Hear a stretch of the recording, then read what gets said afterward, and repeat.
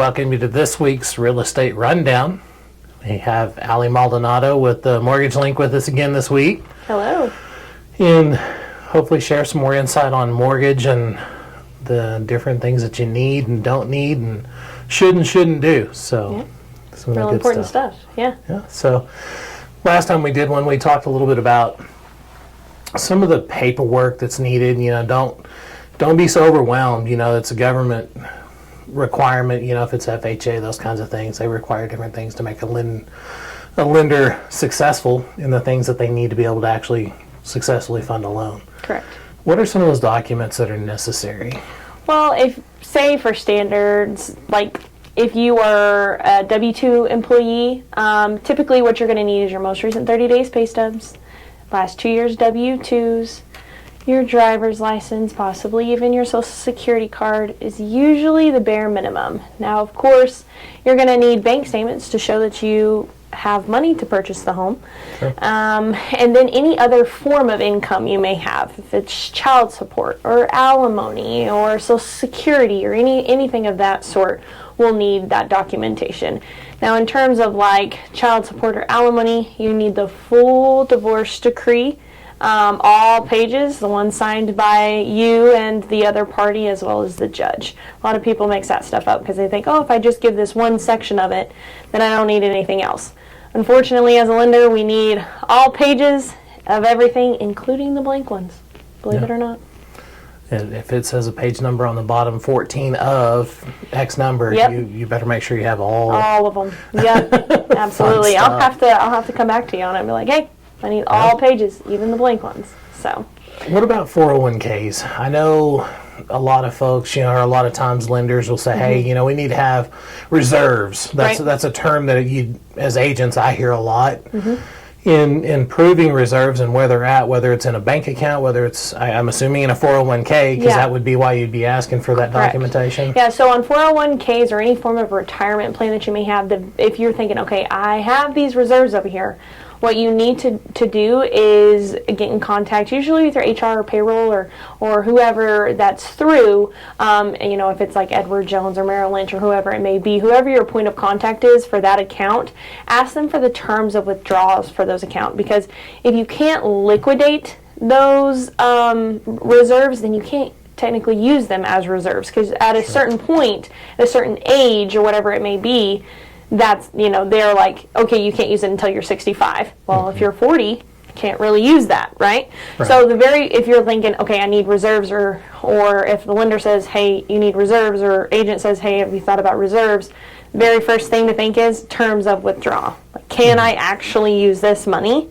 Sure. And I would need a copy of that because I need to prove that you can actually touch that money if you needed to.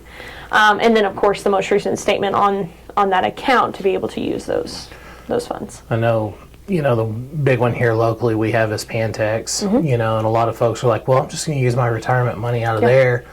I've had a few instances where people were denied, and we've had one where we've seen it actually go through on the withdrawal funds for home purchase, and I know there's a lot of tricky situations, so I would say, you know, from an agent's perspective, if you're going to use those funds, make sure you do the homework before you get through this process to have a lot of people think they can confusion.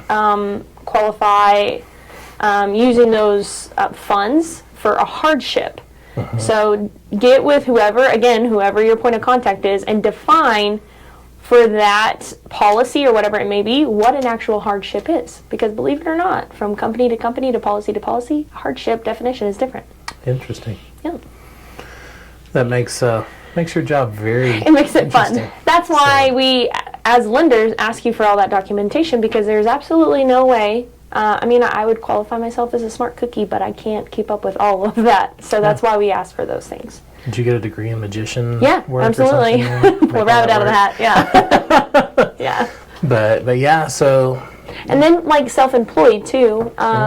Self-employed, you're going to need your most recent last 2 year filed tax returns, or, you know, we're coming up on tax season, so if you filed an extension, those kinds of things, anything revolving around the tax returns, we will need all the pages, all lovely pages of that tax return for 2 years plus an extension if you filed one. Interesting. Yep. And sometimes even a profit and loss too. Yeah. This time of the year and then the ending time of the year are both very tricky situations because now you have to have, if you're buying now in the April area when taxes are due, you've got to have all those taxes done to get qualified. Correct. But if you buy towards the end of the year, now we're worried about all the taxes and when they're falling, because depending on how your county pays taxes, like Potter Randall here, they're not due till like December. Well, correct. Are all the taxes paid up? Or are they not? So that it creates a lot of fun and confusion all at the same time in those two areas at time. Yeah, so that actually, I know this has absolutely nothing to do with what we're talking about, but it actually triggered something too, just like a kind of a mortgage side tip, that if you close at the beginning of the month, then you can not have a mortgage payment for 2 whole months. Well, so tip from the lender. Yeah. So instead of closing on April 28th, wait till May 1st. Wait those few days, and then you can go 2 full months rather than just 1 month of your payment. So if you can have a little bit of patience, then you can wait another big month. Time. Yeah, sure can. Especially if you're in and out of lease on an apartment or a home or something like that, to where you're not paying double mortgage, or in this case, a rent and a mortgage all at the same time. Yeah, and moving in general is just, it's expensive. Boxes and pizza. I tell my wife all the time, like, yeah, let's go buy a house, and then I'll think about moving. She's like, no, we're out. Yeah, it's the worst part. You get the lending stuff. I mean, honestly and truthfully, if you get with the right agent and you get with the right lender, no, I'm just kidding, then the transaction doesn't have to be just super, super overwhelming. Yes, it's a lot of work. It is. Sure. I'm going to be honest with you. It is a lot of work. Totally worth it. But the worst part is the packing and the moving. Yeah. That's the worst part, in my opinion, at least. For sure. Well, a little success story I wanted to share, and everyone, I've worked with Allie many a times on different deals. We just recently helped a young couple, first-time home buyers. Yeah. They had never been across this route before, and we went through it, and we were able to, between working together, educating the client, we were able to save them tons and tons of money. I mean, they went from, I think their normal, what they call cash to close, whatever they needed to bring to the fund table was nearly $12,000. I think we were able to negotiate that down to almost $2,000. $1,700 actually. So, I mean, that's huge success story. Massive. I mean, really making sure you have the right team, the folks that surround you that are focused on your goals. It's not all about what can you afford. It's about what is your goal, how to get there. And I know that's how you operate. Absolutely. Is it's more about goal based. I mean, sure, the DTI, or the debt to income ratio, says, hey, this person can afford $400,000. Well, just because they can doesn't mean they want to afford that payment. So it's payment focused, with you, and I like that about how you operate in that regard to make sure. I appreciate that. Yeah, and it also too is like, where do you want to be in 3 to 5 years? Is this a starter home? Or is this my 10-year home?